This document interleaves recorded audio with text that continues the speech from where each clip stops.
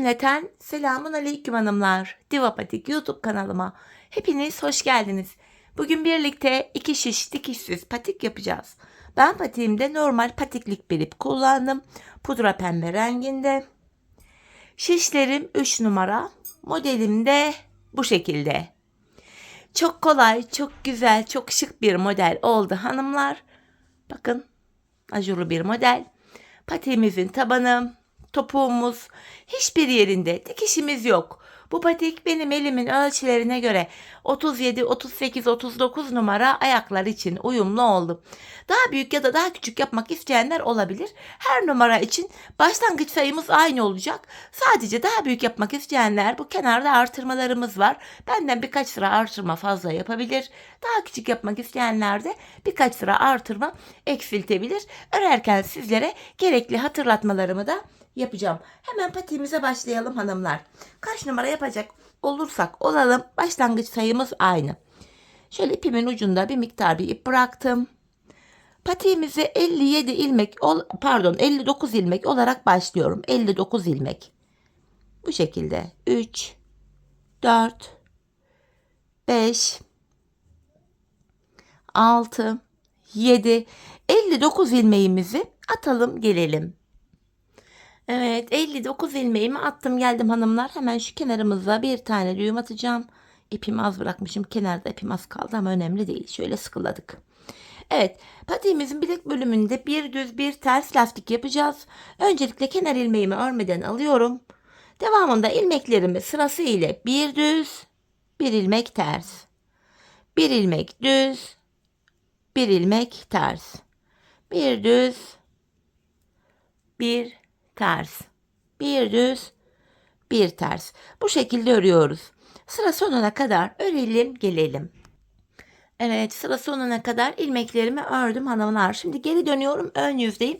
Ön yüzde olduğumuzu şöyle kabul ediyorum. Şu başlangıç ipimiz eğer sol taraftaysa ön yüzdeyiz demektir. Yani arka yüzde bir sıra lastiğimizi ördük. Şimdi ön yüzde ikinci sıra lastiğimizi yapacağız.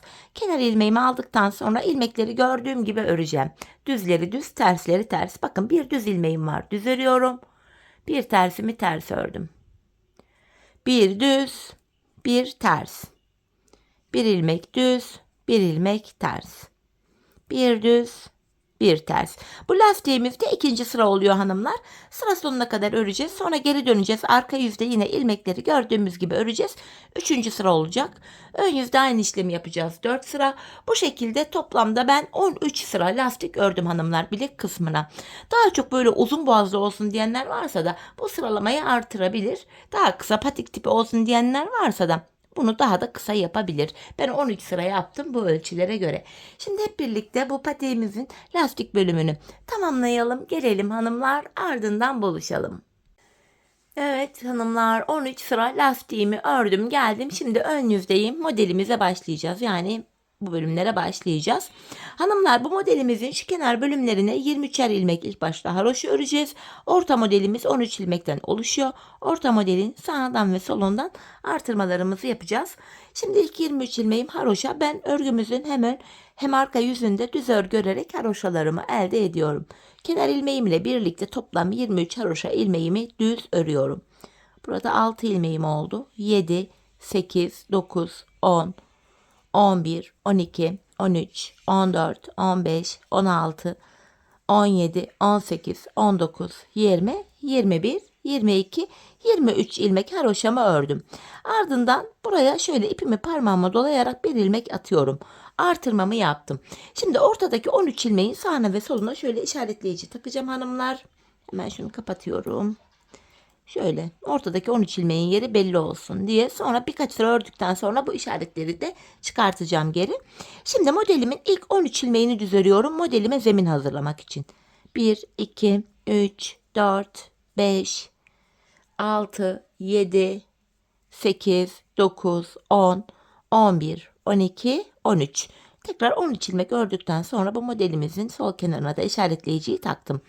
Hemen bu sağ kenarda artırmamızı yapmıştık. 13 ilmekten sonra sol kenarda da artırmamı yapıyorum.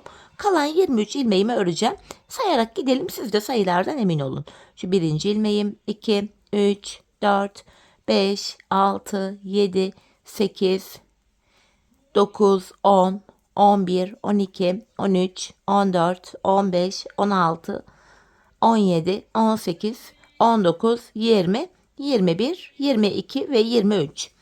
Şimdi ön yüzde sıramızı tamamladık. Şimdi geri döndüm, arka yüzdeyim. İlmek sayımızda 2 ilmek arttı. 61 ilmeğimiz oldu. Kenardaki bu işaretleyiciye kadar olan ilmeklerimi yine haroşa yani düz öreceğim. Artırdığımız ilmekleri de arka yüzde düz öreceğiz hanımlar. Artırdığımız ilmek de haroşa olarak örülecek artık. Arka yüzde de artırma yapmıyoruz. Artırma işlemini sadece ön yüzde modelimizin sağ ve sol kenarından yapıyoruz. Bakın artırdığım ilmeğime geldim. Bunu da yine düz örüyorum. Bu işaretimi hemen sağ tarafa aldım. Bu arka yüzde modelimin 13 ilmeğini ters örüyorum. Bu şekilde. Modelimiz de gayet kolay. Bir sonraki sırada modeli kuracağız. Tek sıradan oluşan bir model. Evet, 13 ilmeğimi ördüm. İşaretimi hemen sağ şişime alıyorum. Artırdığım ilmeğimi de düz ördüm. Haroşa oldu. Böylece ön yüzde 24 ilmek haroşa oluyor hanımlar. Bu şekilde sıra sonuna kadar ilmeklerimi örüyorum.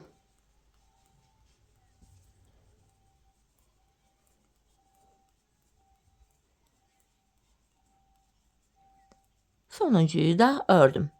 Şimdi geri dönüyorum. Tekrar ön yüzdeyiz. Yine bu işarete kadar olan ilmeklerimi haroşa öreceğim hanımlar. İşarete kadar olan ilmeklerimiz model bitene kadar haroşa örülüyor. Bakın devam ediyorum. Ortadaki 13 ilmeğe kadar olan ilmeklerimi örüyorum.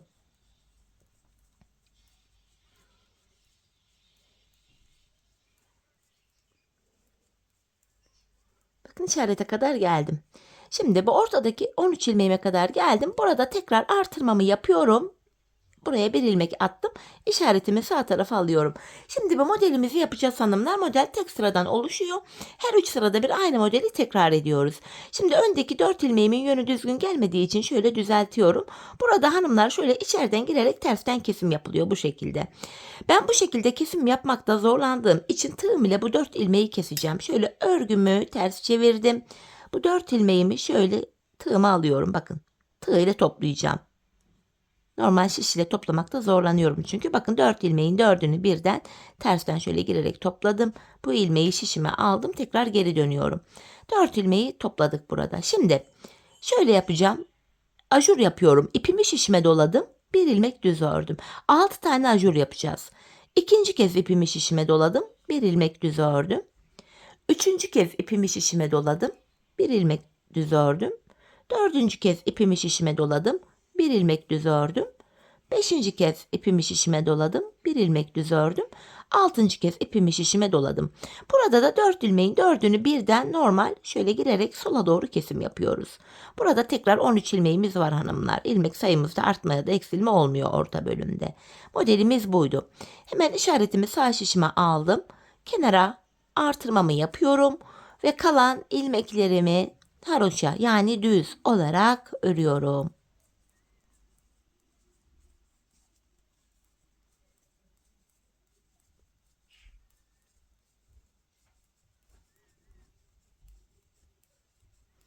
Evet, ön yüzde yine sıramızı tamamladık.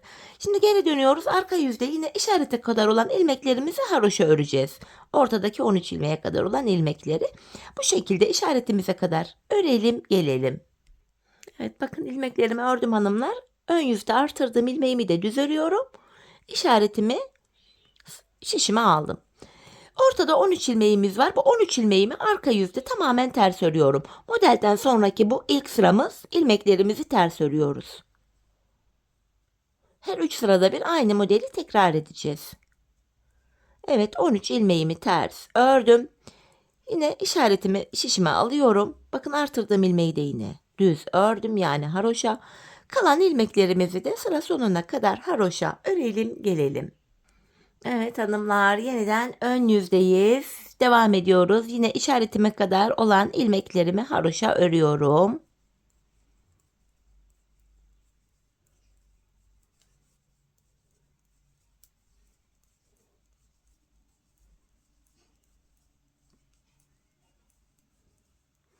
Evet. Bakın işarete kadar geldim. Ortadaki 13 ilmeğimize kadar geldik. Hemen yine artırmamı yapıyorum buraya. İşaretimi aldım. Modelden sonra ikinci sıramız. Bu sıramızda da bu 13 ilmeğimizi düz örüyoruz.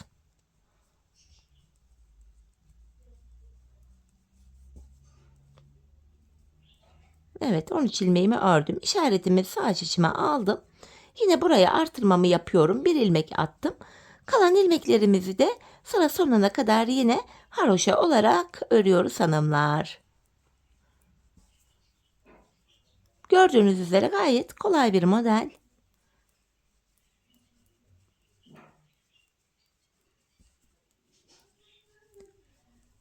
Evet, sonuncu ilmeğimi de ördüm. Ön yüzde sırayı tamamladık. Tekrar arka yüzdeyiz hanımlar. Yine kenar ilmeğimi aldıktan sonra işaretimize kadar olan ilmeklerimizi tekrar haroşa örelim gelelim. Evet, işaretime kadar ördüm. Şimdi işareti yine sağ şişime alıyorum. Modelden sonraki 3. ve sonuncu sıramız. Bu sıramızda da modelimizin 13 ilmeğini arka yüzde ters örüyoruz. Bu şekilde 13 ilmeğimi ters ördüm. İşaretimi şişime alıyorum ve artırdığımız ilmek dahil ilmeklerin tamamını sıra sonuna kadar haroşa örelim gelelim. Evet, yeniden ön yüzdeyiz hanımlar. Bu sıramızda yine 3 sıra ördük. Aynı modelimizi kuracağız. Öncelikle yine bu kenardaki ilmeklerimizi haroşa olarak öreceğiz. İşarete kadar olan ilmeklerimizi haroşa öreceğiz. Yanlardaki haroşalı ilmek sayımız her sırada birer birer artıyor. Çünkü artırdığımız ilmekleri de haroşa olarak örüyoruz. Evet, işarete kadar ördüm. Hemen buraya artırmamı yapıyorum. İşaretimi aldım. Burada hanımlar yine ilk 4 ilmeğin yönünü düzelterek sağa doğru kesim yapacağım. Bakın şu ilk 4 ilmeği. Şimdi ben bunu yine tığ ile yapıyorum. Örgümü ters çevirdim. Bu ilmeklerimi şöyle tığıma alıyorum. Bu şekilde. Bu 4 ilmeğin 4'ünü bir şöyle topluyorum. Bu şekilde sağa doğru kesimimi tığ ile yaptım. Şimdi geri dönüyorum. Son 4 ilmek kalana kadar bakın bir artırıyoruz, bir ilmek düz örüyoruz. Toplam 6 tane ajur oluyor. Artırdım, bir ilmek düz ördüm. Artırdım, bir ilmek düz ördüm. Artırdım, bir ilmek düz ördüm. Artırdım, bir ilmek düz ördüm. Artırdım, bakın son 4 ilmek kaldı. Kalan 4 ilmeğimin 4'ünü birlikte şöyle sola doğru kesiyoruz. 4 ilmeğin 4'ünü bir öreceğim.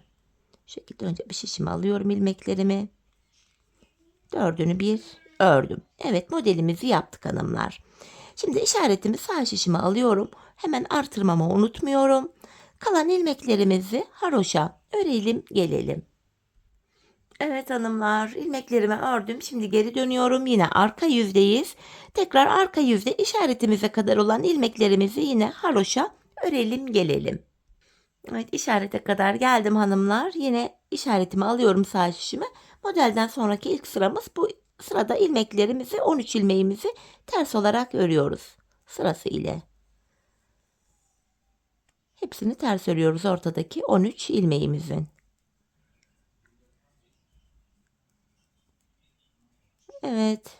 13. ilmeğimi de ters ördüm. İşaretimi sağ şişime alıyorum ve hanımlar kalan ilmeklerimizi de yine haroşa örelim gelelim. Evet, tekrardan ön yüzdeyiz hanımlar. Ön yüzde yine devam edeceğiz. İşarete kadar olan ilmeklerimizi tekrar ön yüzde haroşa örelim. Ardından buluşalım. Evet, bakın işaretime kadar geldim. Hemen artırmamı yapıyorum. İşaretimi sağ şişime aldım. Modelden sonraki ikinci sıramız. Bu sıramızda yine bu ortadaki 13 ilmeğimizi düz örüyoruz ön yüzde. Ön yüzde düz, arka yüzde ters örülüyor. Bu ortadaki 13 ilmeğimiz. Evet, 13 ilmeğimi ördüm. Yine işaretimi sağ şişime alıyorum. Hemen bu sol kenara da artırmamı yapıp kalan ilmeklerimizi haroşa örüyoruz. Sıra sonuna kadar örelim gelelim. Evet hanımlar, sıra sonuna geldim. Şimdi geri döndüm. Arka yüzdeyim. Arka yüzde yine yanlardaki haroşalar haroşa örülüyor. İşarete kadar olan ilmeklerimizi örüp gelelim. Evet, işarete kadar ördüm. İşareti sağ şişime alıyorum. Modelden sonraki 3. ve sonuncu sıramız. Yine bu 13 ilmeğimi arka yüzde ters olarak örüyorum.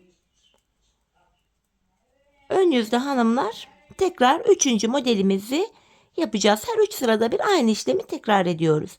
İşaretimi hemen sağ şişime aldım.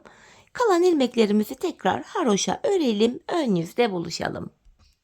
Evet hanımlar, yeniden ön yüzdeyiz. Bu sıramızda yine modelimizi kuracağız. Öncesinde yine bu modelin yanındaki işarete kadar olan ilmeklerimizi tekrar haroşa örelim. Modelde buluşalım. Evet, işarete kadar geldim. Hemen artırmamı yapıyorum. İşaretimi sağ şişime aldım. Tekrar modelimizi yapacağız. İlk 4 ilmeği sağa doğru keseceğim hanımlar. Şöyle ilmeklerimin yönünü düzelttim. Şöyle yapıyorum, bakın geri döndüm. Yine tığ ile toplayacağım. Sağa doğru kesimi şişle yapamıyorum çünkü. Bu 4 ilmeğimin 4'ünü birden tığım ile şöyle arkada toplayıp ilmeğimi şişime taktım. Ardından bir artırıyorum, bir ilmek düz örüyorum. Bir artırıyorum, bir ilmek düz örüyorum. Burada 6 tane ajur olacak. Burada da 4 düz ilmek kalacak. O zamana kadar aynı işleme devam ediyoruz. Bir artır, bir düz ör. Tekrardan bir artırdım. Bakın son 4 ilmeğim kaldı. Kalan 4 ilmeğimi de keserek örüyorum. İşaretimi sağ şişime aldım ve yine artırmamı yapıyorum. Kalan ilmeklerimizi haroşa örelim gelelim. Evet hanımlar, ilmeklerimi sıra sonuna kadar ördüm. İlk 3 modelimizi de birlikte tamamladık.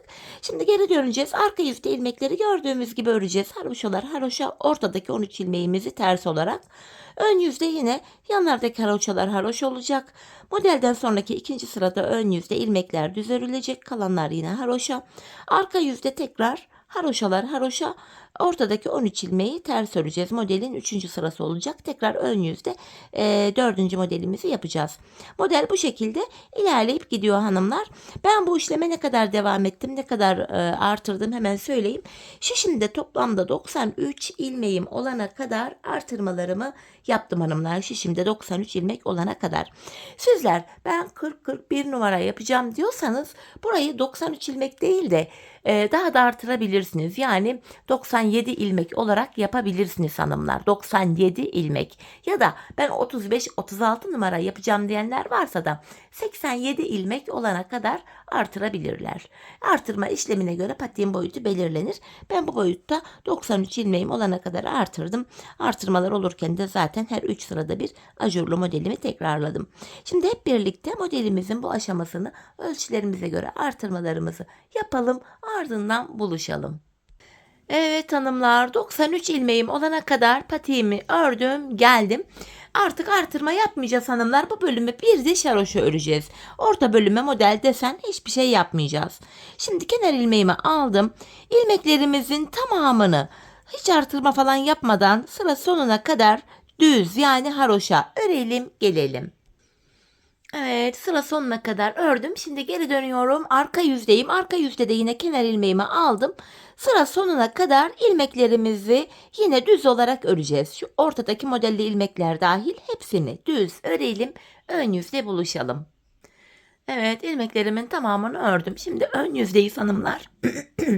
Burundan başlayarak tabanımızı öreceğiz. Burada ilmek sayımız kaç olursa olsun taban ayrımında ilmekleri şöyle yapıyoruz. Buruna öncelikle 7 ilmek ayıracağız. Benim toplam 93 ilmeğim var. Sizin 97 ya da 87 ilmeğiniz olabilir. Benim 93 ilmeğim var. Toplam ilmek sayımızdan 7'yi çıkartacağız. Benim toplam ilmeğim 97 olduğu için 93 olduğu için 93'ten 7'yi çıkartıyorum. Geriye 86 ilmeğim kalıyor. 86 ilmeğimi de iki yana eşit paylaştırınca yanlara 43'er ilmek düşüyor. Ayrım böyle yapılacak hanımlar. Şimdi öncelikle tabanımızı yapabilmek için şu ilk kenardaki 43 ilmeğimizi öreceğim. Sizin bu kenara kaç ilmek düşüyorsa ilk kenara o sayıda ilmeği örmeniz gerekiyor. Bu şekilde 4 oldu. 5, 6, 7. Buraya 43 ilmeğimi örüp geliyorum. Evet, 43 ilmeğimi ördüm hanımlar. Tam da şişi yaraladık bu aşamada. Bakın hemen desenimizi, şeklimizi şöyle size göstermek istiyorum. Bakın görüntümüz bu. Modelimizin şekli, deseni bu şekilde görünüyor. Şimdi 43 ilmeğimizi ördüm. Patiğimizin burun kısmı için 7 ilmek daha örüyorum. 1, 2, 3, 4, 5, 6, 7. Saydığımızda şu sol tarafta da 43 ilmeğim kalıyor. 7 ilmekten sonra tekrar geri dönüyorum. Bu taban bölümde ipimiz hep karşıda olacak ve ilk ilmeği örmeden alacağız. Şöyle 7 ilmeğimi örüyorum. Şu ikinci ilmeğim 3, 4, 5, 6, 7. Tekrar geri döndüm. 7 ilmek ile burada bir diş haroşamız oluştu. Tabanımız 13 ilmek olacak hanımlar. Şimdi 7 ilmek var. Her sırada birer ilmek örerek ortaya ekleyeceğiz. Yine ipim karşıda. İlk ilmeğimi örmeden aldım. İlk önce 7 ilmeğimi örüyorum. 4, 5, 6, 7. Bir ilmek de kenardan örerek ortaya ekledim. 8 oldu. Şimdi yine geri döndüm. İpim karşıda, ilk ilmeğimi aldım. 8 ilmeğimi öreceğim. 2, 3, 4, 5, 6, 7, 8. Bir ilmek de şu kenardan alarak örüyorum. Ortada 9 ilmek oldu. Tekrar geri döndüm. Yine ip karşıda, ilk ilmeğimi örmeden aldım. 9 ilmeğimi öreceğim. 5, 6, 7, 8, 9. Bir ilmek de kenardan örerek ortaya ekledim. 10. Geri döndüm. Yine ipim karşıda. İlk ilmeğimi örmeden aldım. 10 ilmeğimizi örüyorum. 5, 6, 7, 8, 9, 10. Bir ilmek de kenardan örerek ortaya ekledim. 11 oldu. Tekrar geri döndüm. Yine ilk ilmeğimi alıyorum. 11 ilmeğimi öreceğim. 4, 5, 6, 7, 8, 9, 10, 11. Kenardan bir ilmek örerek ortaya ekledim. 12 oldu. Tekrar geri döndüm. Yine ipim karşıda, ilk ilmeğimi örmeden alıyorum. Şimdi de 12 ilmeğimi öreceğim. 5, 6, 7, 8, 9, 10, 11, 12. Bir ilmek de kenardan örerek ortaya ekledim. 13 oldu. Artık 13 ilmek ile tabanımızı öreceğiz. Kesimlerimiz başlayacak. Yapacağımız işlem şu. İlk 12 ilmeğimizi öreceğiz. 13. de kesimimizi yapacağız. Yine ipim karşıda, ilk ilmeğimi aldım. 2, 3, 4, 5, 6, 7, 8, 9, 10, 11, 12 ilmeğimi ördüm. 13. de kenardan da bir ilmek alıp ikisini kesiyorum. Kesimden sonra geri döndüm. Yine aynı işlemi yapacağız hanımlar. 12 öreceğiz, 13'te keseceğiz. İpim karşıda, ilk ilmeğimi örmeden aldım. 2, 3, 4, 5, 6, 7, 8, 9, 10, 11, 12. 13. ilmekte kenardan da bir ilmek alıyorum. İkisini keserek örüyorum. Tekrardan geri döneceğiz. Yine ipimiz karşıda. İlk ilmeğimizi aldım. 12 ilmeğimi öreceğim. 4, 5, 6, 7, 8, 9, 10, 11, 12. 13. de yandan da bir ilmek alıp ikisini kesiyorum. Tabanımız 13 ilmek ile bu şekilde örülüyor hanımlar. Biz bu kesme işlemine sağ ve sol şişimizde şu uçlarda son 5'er ilmek kalana kadar devam edeceğiz. Şimdi hep birlikte tabanımızı sizlere anlattığım gibi örelim, ardından buluşalım. Evet hanımlar, tabanımızı ördüm ve geldim. İki kenarda 5'er tane ilmeğim kaldı. Şimdi kesimlerimize şöyle devam edeceğiz. Yine ipim karşıda. İlk ilmeğimi örmeden aldım. Bu defa şu yandaki 5 ilmek hariç tabanımda 2 ilmek kalana kadar ilmeklerimi öreceğim.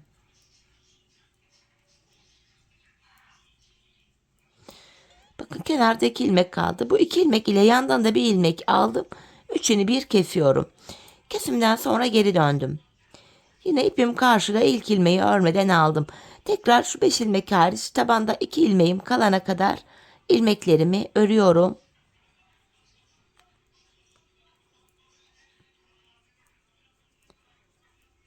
Bakın 2 ilmek kaldı. Bu 2 ilmek ile yandan da bir ilmek alıp üçünü bir kestim. Yine geri döndüm. Yine ilk ilmeğimi örmeden aldım. Aynı işlemi yapacağım. Tabanımda 2 ilmek kalana kadar ilmeklerimi örüyorum. Bu 2 ilmek ile yandan da bir ilmek aldım. Üçünü bir kesiyorum. Tekrar geri döndüm. Yine ilk ilmeğimi örmeden aldım. Tabanımda 2 ilmek kalana kadar örüyorum. Bu 2 ilmek ile yandaki bir ilmeği de aldım. Üçünü bir kestim. Tekrar geri döndüm. Bakın yanlarda 3'er ilmeğim kaldı. Yine tabanımda 2 ilmek kalana kadar örüyorum. Bu 2 ilmek ile yandan da bir ilmek alıp üçünü kestim. Geri dönüyorum. Yine ilk ilmeğimi örmeden aldım. Tabanımda 2 kalana kadar ördüm. Bu 2 ilmek ile yandan da bir ilmek aldım. Üçünü kesiyorum. İlmek sayılarımız azalıyor. Bakın. Yine ipim karşıda, ilk ilmeğimi örmedim. Son 2 kalana kadar ördüm. 2 ilmek ile yandan da bir ilmek aldım. Üçünü kestim. Şöyle. Tekrar geri dönüyorum. Bakın bu kenarda bir ilmek kaldı. İlk ilmeğimi örmedim. Son 2 kalana kadar yine ördüm. Son 2 ilmek ile kenardan da bir ilmek aldım. Üçünü bir kesiyorum. Artık yanlarda birer ilmeğimiz kaldı. Yine ipim karşıda ilk ilmeğimi aldım. Bakın son 2 kalana kadar ördüm. Bu 2 ilmek ile yandaki ilmeğimi de aldım. Üçünü kesiyorum. Bu kenarda ilmeğimiz kalmadı. Şimdi geri döndüm. Kenar ilmeğimi aldım. İkinci ilmeğimi ördüm. Bakın yine burada da 2 ilmek kaldı. Bu 2 ilmek ile sonda kalan bir ilmeği de aldım. Üçünü keserek örüyorum. Şimdi hanımlar, topuk kesimimizi yaptık. Bakın topumuzda şöyle oval bir görüntü var. Yapacağım işlem şu. Burada 3 ilmeğim kaldı. Bu 3 ilmeğin üçünü tığımla birleştiriyorum. Şöyle bir zincir attım. Burayı topladım. Şimdi arka tığlamamızı yapacağım. Patiğimin düz tarafı içeride, ters tarafı da dışarıda şöyle çevirdim. Şimdi tığlama tekniğiyle birleştiriyorum arka bölümü. Bakın önce benden taraftaki kenar ilmek yerine ilmeğin iki kanadına birden girdim. Sonra karşıdaki kenar ilmek yerine girdim. Buraları sık iğne tekniği ile böyle birbirine bağlıyorum. Şöyle. Karşılıklı kenar ilmek yerlerine ilmeğin iki kanadına birden girerek sık iğne tekniği ile arka birleştirmemizi yapıyoruz. Bu şekilde. Hanımlar şu uçlara gelene kadar bu kenar tığlamamızı tamamlayıp gelelim. Evet, son kenar ilmek yerine gelene kadar kenar tığlamamı tamamladım hanımlar. Bakın görüntümüz şu. Ardından buraya 2 tane zincir atıyorum ve ipimi kesiyorum. Hemen ipimin ucunu gizleyeceğim. Şurada minik bir ipimiz vardı. Boğaz ipimizin ucu. Önce bunu bir araya şöyle topladım. Sonra diğer ipimin ucunu da yine şöyle gizliyorum. Zincir tekniğiyle tekrar buraya düğümledim. Bu şekilde. Evet, tığlama işlemini de tamamladık. Böyle patiğimizin arkası. Hemen düz çeviriyorum. Ön yüzden bakalım. Bakın hanımlar. Patiğimizin arkası bu şekilde. Gördüğünüz gibi. Dikişsiz. Görüntü olarak patiğimiz bu. Hemen makineye giydireyim. Birlikte modelimizin ayaktaki duruşuna da bakalım. Çok kolay, çok güzel, hoş bir model oldu hanımlar. Çeyiz içinde oldukça uygun. Günlük kullanım için de yine uygun bir model. Çok rahat, ayağı saran, dikişsiz bir bot patik modeli. Evet hanımlar, işte modelimiz bu şekilde. Ayaktaki duruşu. Şöyle önden göstereyim. Patiğimizin kenarları, tabanımız, topuğumuz. Evet hanımlar, yine birlikte güzel bir modelin daha sonuna geldik. Umarım sizlere faydalı, hoş bir video olmuştur. Yeni modellerde, yeni videolarda buluşmak dileğiyle. Şimdilik hoşça kalın, sağlıcakla kalın.